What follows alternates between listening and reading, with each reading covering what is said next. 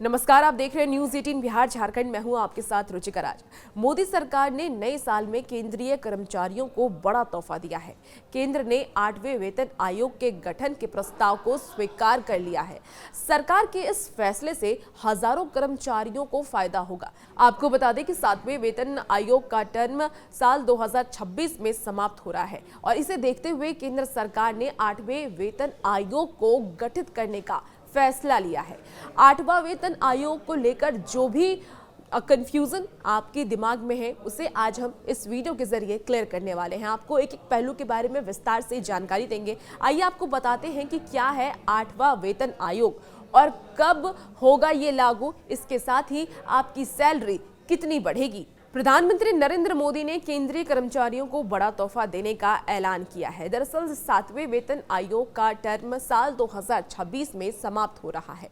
ऐसे में सरकार ने 8वें वेतन आयोग की तैयारी अभी से शुरू कर दी है। कैबिनेट ने केंद्र सरकार के कर्मचारियों के लिए 8वें वेतन आयोग के गठन को अपनी मंजूरी दे दी है और इसके लिए राज्य सरकारें, PSU आदि से विचार विमर्श उनकी तरफ से किया जाएगा। 8वें वेतन आयोग के अध्यक्ष और 2 सदस्यों के नाम पर जल्द ही ऐलान हो जाएगा। और आपको ये भी बता दें कि 7वें पे कमीशन 2016 में गठित हुआ था।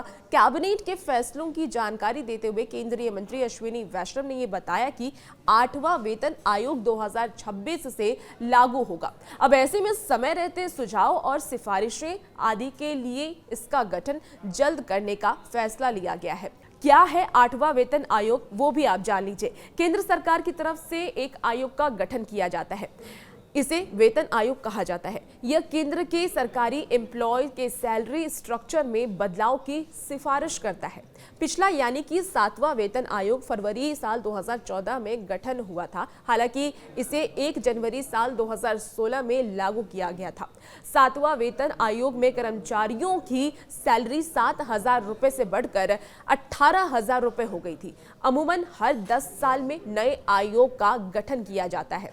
कब से ये 8वां वेतन आयोग लागू होगा, जो 8वां वेतन आयोग बनाया गया है वो कब से लागू होगा वो भी आपको बता देते हैं। तो साल 2026 से लागू होने जा रहा है ये। ऐसे में इसकी अनाउंसमेंट इतनी जल्दी करने के पीछे का कारण समय रहते सुझाव और सिफारिशें आदि चीजें सही से हैंडल हो सके, इसीलिए इसका गठन इतनी जल्दी किया गया है। सरकारी कर्मचारियों को अभी तक 7वें पे कमीशन के तहत वेतन मिलता था।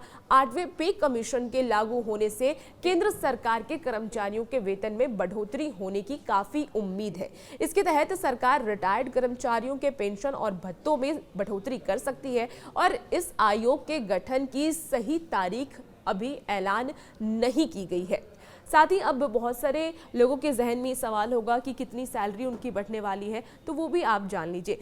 दरअसल अश्विनी वैष्णव ने ये कहा है कि 8वें वेतन आयोग की निगरानी के लिए जल्द ही अध्यक्ष और 2 सदस्यों की नियुक्ति की जाएगी। 8वें वेतन आयोग के आने से सैलरी पर क्या फर्क पड़ेगा वो आपको बताते हैं।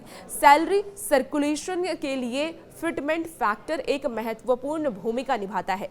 इससे यह तय होता है कि वेतन और पेंशन में कितनी बढ़ोतरी होगी। वेतन की अगर हम बात कर लें तो वर्तमान वेतन आयोग में फिटमेंट फैक्टर 2.57 रखा गया है। इसके जरिए न्यूनतम वेतन 7,000 रुपए से बढ़कर 18,000 रुपए हो गया।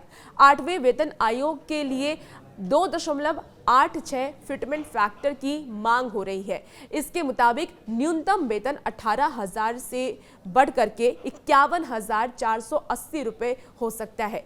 यही न्यूनतम पेंशन की अगर हम बात कर लें तो न्यूनतम पेंशन 9,000 रुपए से बढ़कर 25,740 रुपए तक हो जाएगा और प्रमोशन होने और सैलरी बढ़ने पर पेंशन की भी बढ़ोतरी होगी, यानी